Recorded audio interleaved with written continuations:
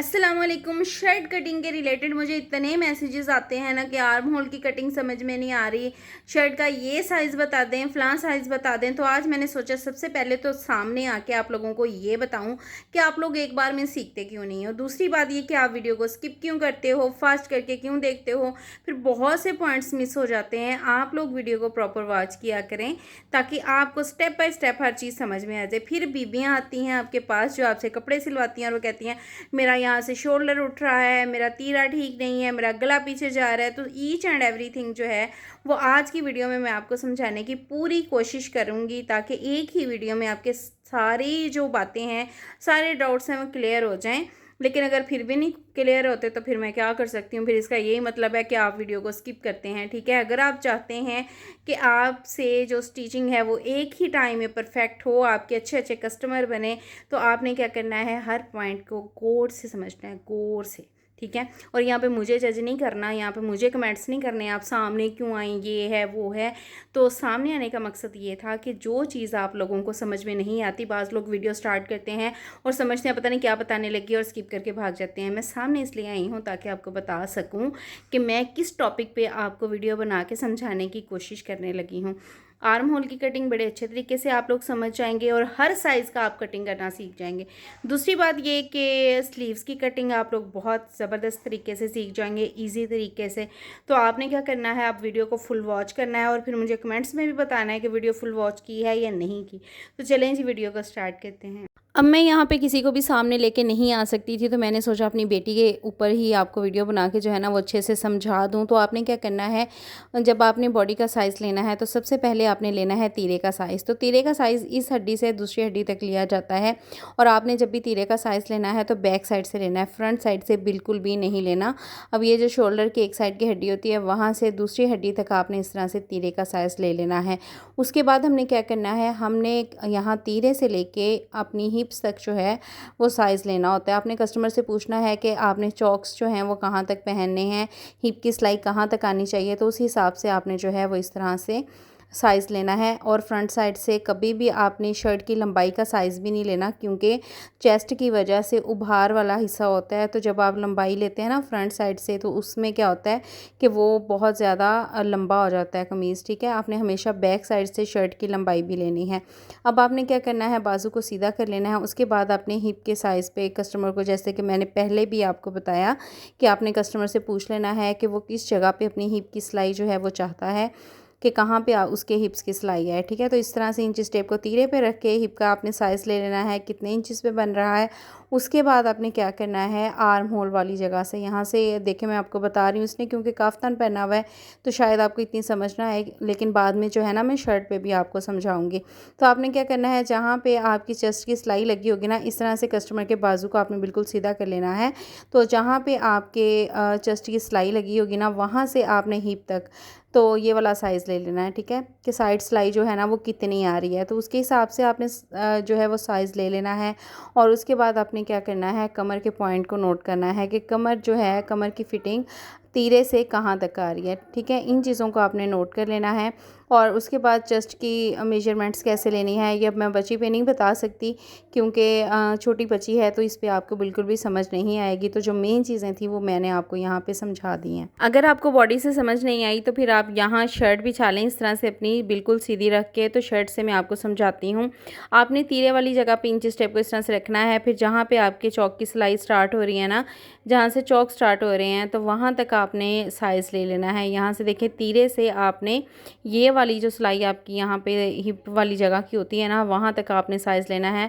बिल्कुल सीध में तो ये आ रहा है 20 इंचेस। ठीक है, ये साइज़ आपने ले लेना है। उसके बाद आपने क्या करना है, ये चेस्ट की सिलाई जहाँ पे लगी हुई है वहाँ से हिप तक का साइज़ लेना है। ये जो हमारी साइड सिलाई होती है ना, इसका साइज़ लेना है। ये देखें यहाँ पे इसका साइज़ आ रहा है 13 इंच। ठीक है, उसके बाद आपने कमर देख लेनी है। तो कमर का साइज़ हमारा आ रहा है, कमर जो है ना हमारी वो यहाँ पे 6 इंचेस पे आ रही है। ठीक है, तो ये सबका साइज़ जो है वो डिफरेंट होता है। मैं यहाँ पे आपको बता दूँ, क्योंकि हर बंदे की बॉडी शेप डिफरेंट होती है, कोई लंबा होता है, कोई छोटे कद का होता है, तो ये चीज़ सबकी डिफरेंट होती है।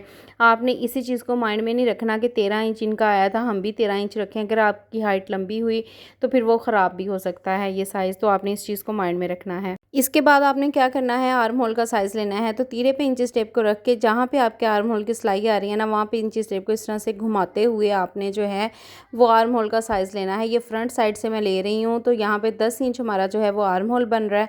ये साइज़ लेने के बाद आपने लेना है बाइसेप साइज़। तो बाइसेप साइज़ आपने लेना है यहाँ पे अपने बाजू के ऊपर, ठीक है। तो बाजू का यहाँ पे इंची टेप पे देखिएगा मैं कैसे रख रही हूँ।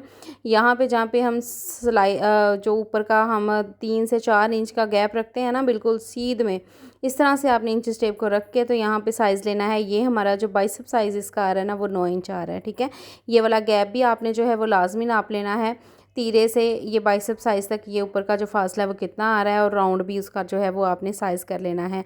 अब जब शर्ट से आपने तीरे का साइज़ लेना है ना, तो शर्ट की बैक साइड से लेना है, फ्रंट साइड से नहीं लेना, क्योंकि फ्रंट की डीप कटिंग हुई होती है तो उसमें थोड़ा बहुत फ़र्क आ जाता है, इसलिए फिर कस्टमर जो है वो कंप्लेन करते हैं। और गले को ऐसे फैला के नहीं लेना, जिस पोजीशन पे गला बना हुआ है उसी पोजीशन पे रख के फिर इस सिलाई से दूसरी सिलाई तक जो है वो आपने तीरे का साइज़ ले लेना है। तो यहाँ पे हमारे तीरे का साइज़ आ रहा है 14.5 इंच। तो इन चीज़ों को आपने जो है वो माइंड में रखना है। अब ये साइज़ हमने ले लिए, लंबाई, चेस्ट, कमर, हिप, ये चीज़ें जो हैं वो आपने नोट करके एक कॉपी पे लिख लेनी है, ताकि बार बार आपको साइज़ ना लेना पड़े। अब यहाँ पे देखें जी, शर्ट का कपड़ा मैंने बिछा लिया है, फ्रंट और बैक साइड दोनों रखी हैं। यहाँ पे मैंने जो है ना वो शर्ट की सीधी साइड ऊपर की तरफ की है, ताकि चौक के निशान आपको अच्छे से नज़र आए, लेकिन आपने हमेशा उल्टी साइड पे ही चौक के निशान लगाने हैं। अब यहाँ पे हमने सबसे पहले लगाना है तीरे का निशान। कपड़े को ऊपर से आपने कटिंग करके बिल्कुल बराबर कर लेना है, इसकी सारी तिरछान निकाल लेनी है। अब यहाँ पे तीरा हमारा जो था वो 14.5 इंच तैयार था, आधा इंच उसमें हमने डालना है सिलाई का मार्जिन। तो फिर हमने क्या करना है जी, हमने निशान लगाना है 14.5 इंच से आधा इंच बढ़ा के, ठीक है। तो 14.5 इंच का आधा जो बनता है वो आता है 7.25 इंच। तो यहाँ पे हम आधा इंच उसमें और डालेंगे, तो 7.25 इंच पे हमने जो है वो तीरे का निशान लगाया है। उसके बाद हमने तीरा डाउन करना होता है, तो वो हम नॉर्मली शर्ट्स का जो है वो आधा इंच करते हैं। लेकिन अगर आपने कॉलर, बैन या फिर वो जो दूसरा होता है ना फ्लैट कॉलर, ये चीज़ें पहनी, ये वाले गले पहनने हैं, तो आपने तीरा डाउन करना है 1 इंच, ठीक है। 1 से 1.25 इंच करना है। 1.25 इंच अब कितना होता है मैं वो भी आपको बता देती हूँ। ये 1 इंच से पीछे जो एक लंबी लाइन होती है ना, ये यहाँ तक 1.25 इंच बनता है, और दरमियान में यहाँ तक 1/2 इंच बनता है। तो मैं यहाँ पे, क्योंकि मैंने नेक जो है वो नॉर्मली ही बनाना है, डीप नेक बनाना है, तो मैं आधा इंच पे ही यहाँ से तीरे को डाउन करूँगी। अब इसके बाद हमने गले की चौड़ाई देखनी है। गला आपने जितना चौड़ा पहनना है उसके मुताबिक आपने यहाँ पे निशान लगाना है। मैं डबल करके गले की जो चौड़ाई है ना वो 3.5 इंच रखती हूँ, तो यहाँ पे 3.5 पे मैंने निशान लगा के अब इन दोनों निशानों को ना आपने तिरछे में इस तरह से आपस में मिला देना है। अब ये तो निशान हमने लगाया था कटिंग का, यहाँ पे हमारी कटिंग होनी है। इसके बाद हमने सिलाई का भी निशान लगा लेना है, जहाँ पे हमारी सिलाई आएगी। तो ये सिलाई का हमने निशान लगा लिया है, इसको भी मैं इस तरह से ना तिरछा कर दूंगी, ताकि आपको जो है ना आसानी से सारी बातें समझ में आ जाएं जो मैं आपको आज समझाना चाह रही हूँ। अब ये है हमारा सिलाई का निशान, ये कटाई का निशान है। अब हमने सिलाई वाले निशान से नीचे नापना है, जहाँ हिप तक हमने साइज़ लिया था ना, तो हमारा साइज़ आया था 20 इंच।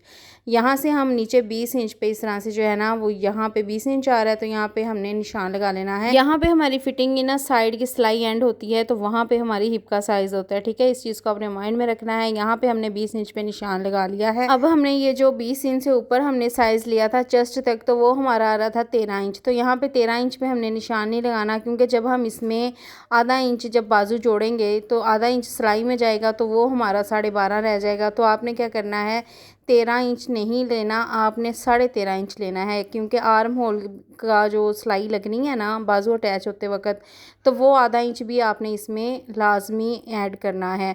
तो यहाँ पे अब हम 13.5 इंच पे यहाँ पे निशान लगा रहे हैं। इस निशान पे हमारा चेस्ट का साइज़ आएगा, तो उसके लिए निशान लगेगा। अब दोबारा से आप देखें, कमर का निशान हमारा आ रहा था चेस्ट से नीचे 6 इंच पे, तो यहाँ से सिलाई का मार्जिन आपने छोड़ देना है, बाजू जोड़ना है जहाँ, तो फिर उसके बाद आपने जो है वो यहाँ पे 6 इंच पे निशान लगाना है, ठीक है। तीनों निशानों को लगाने के बाद अब आपने स्केल के साथ इन निशानों को बिल्कुल सीधा कर देना है। अब हमने लगाना है फ्रंट आर्म होल के लिए निशान। तो यहाँ पे एक पॉइंट को समझना बहुत ही ज़रूरी है, क्योंकि बहुत से लोग इसी जगह पे आके गलती करते हैं। तो हमारा तीरा जितना होता है ना, उससे हम यहाँ पे कितना कम करके निशान लगाएं कि फ्रंट आर्म होल की डीप कटिंग हो। तो उसके लिए यहाँ पे देखें, एक बात बात को आपने अच्छे से समझ लेना है। कुछ लोगों के ना इस जगह पे बहुत ज़्यादा झोल पड़ते हैं, क्योंकि कुछ लोगों का ऊपर की जो बॉडी होती है ना वो स्लिम होती है, चेस्ट हैवी होती है, तो आपने इस चीज़ को पहले नज़र में रखना है। अगर तो ऊपर की बॉडी जो है वो स्लिम है और आपने क्या करना है, यहाँ से तीरे से आपने 0.25 इंच या 1 इंच कम करके निशान लगाना है। लेकिन अगर नॉर्मल है, ज़्यादा बॉडी जो है वो स्लिम नहीं है, झोल इतने ज़्यादा नहीं पड़ते, तो फिर तीरे से आपने आधा इंच कम करके निशान लगाना है। आधा इंच या 0.25 इंच कम कहाँ से करना है ये भी अब मैं आपको वीडियो में समझा देती हूँ। वीडियो पे आपने जो है वो फुल फोकस करना है। अब तीरा हमारा जो था वो था जी यहाँ पे 15.8 इंच। तो यहाँ से आपने क्या करना है, जो आपका रेडी तीरा है, रेडी तीरा हमारा 14.5 इंच था ना, तो उसमें से देखें मैं आधा इंच कम करके निशान लगा रही हूँ। ठीक है, रेडी तीरे से, इस वाले तीरे से नहीं, क्योंकि इसमें तो हमने सिलाई का मार्जिन डाला हुआ है। रेडी तीरे से मैंने आधा इंच कम करके निशान लगाया है। तो अब इस निशान को हमने तीरे वाले निशान के साथ जो है ना वो तिरछे में मिलाना है। तो यहाँ पे देखें हमने इस तरह से इसको, स्केल आपके पास जो है ना वो एक स्ट्रेट स्केल लाजमी होना चाहिए। अगर नहीं है तो फिर आप क्या करेंगे, इस इंच टेप का इस्तेमाल भी कर सकते हैं। अभी हम जस्ट जो है वो फ्रंट आर्म होल बना रहे हैं। ठीक है, अब हमने क्या करना है, ये निशान लगाने के बाद हमने चेस्ट साइज़ के लिए निशान लगाना है। तो चेस्ट हमारी जो है वो 24 है, तो 24 का आधा करेंगे, 12 इंच पे हम निशान लगाएंगे। अब इसकी गोलाई किस तरह से करनी है, ये जो निशान है ना, ये लाइन, इस लाइन से आपने इसका आधा करना है और वहाँ पे निशान लगा देना है। अब ये हाफ पे हमने निशान लगा लिया। अब इसकी गोलाई हमने किस तरह से करनी है, ये जो कोना आ रहा है ना हमारा, इस कोने से ऊपर की तरफ 1 इंच पे हम जो है वो निशान लगाएंगे। ज़्यादा आपने निशान उठा के नहीं लगाना, जस्ट 1 इंच पे हमने निशान लगाना है। अब इस निशान के साथ साथ हमने जो है ना वो गोलाई लेनी है। पहले आप जो है वो हल्की हल्की गोलाई करके देख लें, बहुत ज़्यादा डार्क ना इसको करें, तो उससे क्या होता है कि फिर आप नाप के देख लें। अगर परफेक्ट आ रहा हो तो फिर आप उसी जो गोलाई है ना उसको डार्क निशान लगा सकते हैं। तो यहाँ पे देखिए हमारा फ्रंट का जो आर्म होल है ना वो बन गया है। अब मैं इसको ना आपको साइज़ करके भी दिखाऊंगी कि कितना इसका साइज़ जो है वो आ रहा है। हमने अब आर्म होल का साइज़ जब लिया था ना, तो हमारा राउंड में आर्म होल का साइज़ 10 इंच बन रहा था। अब ये सिलाई वाली जगह पे, जहाँ पे हमारी सिलाई लगनी है ना, वहाँ पे इंच टेप को आपने ऐसे रखना है, राउंड में घुमाते आना है। तो देखें चेस्ट, जहाँ पे हमारी चेस्ट का निशान आ रहा है ना, वहाँ पे 10 इंच हमारा परफेक्ट जो है वो आर्म होल बन रहा है। ठीक है, तो ये चीज़ बहुत ही परफेक्ट है। आपको बिल्कुल भी इस चीज़ को सोचना नहीं पड़ेगा कि हर साइज़ के लिए हम ये जो आर्म होल बनाने के लिए लाइन लगाते हैं ना वो कितने इंच पे लगाएं। तो आपने क्या करना है, तीरे से हिप तक का साइज़ नाप के ये तीनों निशान पहले चेस्ट का, फिटिंग का, हिप का लगा के, तो ये लाइन आपकी खुद ही निकल आती है कि कहाँ तक आपका आर्म होल बनेगा। और परफेक्ट देखें, बिल्कुल आपको ना बार बार निशान को ऊपर नीचे भी नहीं करना पड़ा। आपने जितना कमीज़ से हमने नापा था ना उतना ही हमारा आर्म होल जो है वो परफेक्ट बना है। अब यहाँ पे मैं कमर के लिए निशान लगा लूँगी। कमर का निशान जो है वो मैं 11 इंच पे लगा रही हूँ। अगर यहाँ पे देखें, 2-3 बातें मैं आपके साथ क्लियर करना चाहती हूँ। अगर बहुत हेल्दी है ना, तो आपने क्या करना है कि यहाँ से कमर पहले ही कम नहीं करनी। बाज़ लोगों की चेस्ट हैवी होती है, कमर नहीं इतनी हेल्दी होती, तो इस तरह से अगर आप तिरछे में निशान लगाएंगे ना, तो यहाँ चेस्ट वाली जगह पे खिंचाव पड़ेगा, गला आपका पीछे की तरफ गिरना शुरू हो जाएगा। तो यहाँ पे आपने क्या करना है, अगर हेल्दी बंदा है, उसकी चेस्ट हैवी है, तो कमर से आपने स्लिम निशान नहीं लगाना। आपने क्या करना है, लूज़ रख के तो फिर आप प्लेट्स डाल दें कमीज़ पे, इससे फिर बड़ी अच्छी लुक आती है। अब यहाँ पे जो हिप साइज़ है हमारा वो है 25 इंच, तो 12.5 इंच पे निशान लगा रही हूँ। अब इन निशानों को आपस में किस तरह से मिलाना है, इस पॉइंट को भी आपने अच्छे से समझ लेना है। अब इन निशानों को मिलाने के लिए ना कुछ लोग सीधे स्केल का इस्तेमाल करते हैं, लेकिन मैं कर्व स्केल इस्तेमाल करती हूँ। अगर हैवी चेस्ट है तो हमने क्या करना है, कर्व स्केल की ये जो गुलाई वाली साइड है ना, इसको ये चेस्ट के निशान से कमर तक इस तरह से रखना है, ताकि हमारी जो चेस्ट वाली जगह है ना वहाँ पे खिंचाव ना आए। अगर स्लिम बंदी है तो फिर आप कर्व स्केल की ये वाली साइड जो है वो इस्तेमाल कर लें। ठीक है, ये कोना ऊपर को निकाल दें और ये वाली साइड इस्तेमाल करके ऐसे निशान लगा लें, तो फिटिंग बड़ी ज़बरदस्त बनती है।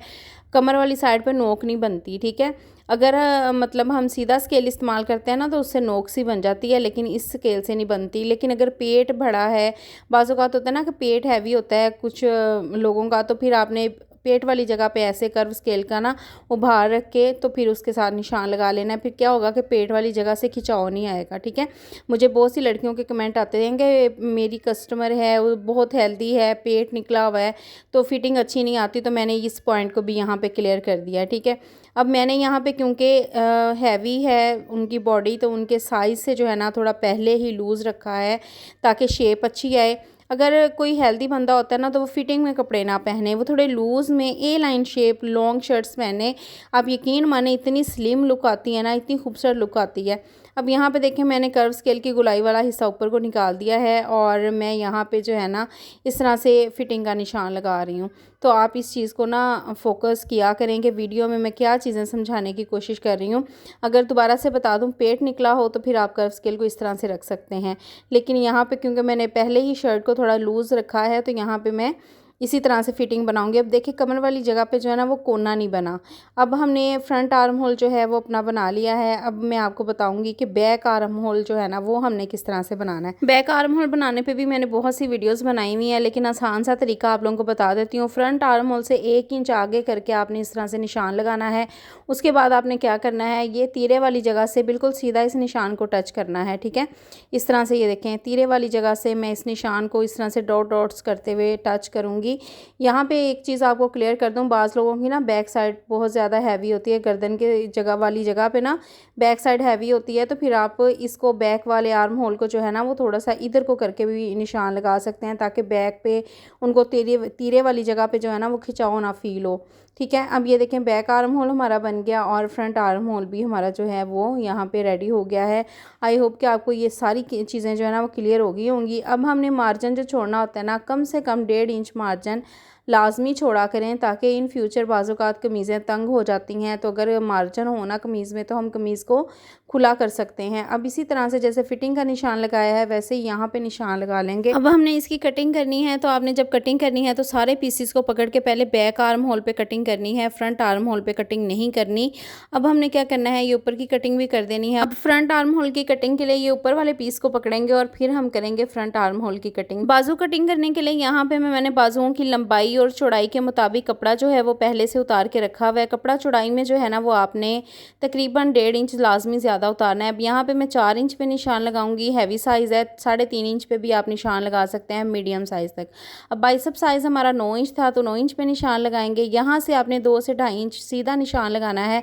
उसके बाद आपने जो है वो इस तरह से बैक आर्म होल की गुलाई दे लेनी है। यहाँ पर भी मैं आपके साथ एक टिप शेयर कर देती हूँ, अगर बाइसेप साइज़ जिन लोगों का ज़्यादा हैवी होता है ना, तो फिर आप कर्व स्केल को इस तरह से रख के जो है वो बाजू पे निशान लगाएं तो ये हिस्सा कवर हो जाएगा। और जो लोग ज़्यादा फिटिंग पहनना पसंद करते हैं तो आप कर्व स्केल को इस तरह से रख के निशान लगा लें। यहाँ पे मैं जो है वो सीधा ही एक निशान लगा रही हूँ क्योंकि मैंने बाजू जो है वो लूज़ रखने हैं कुर्ता स्टाइल में।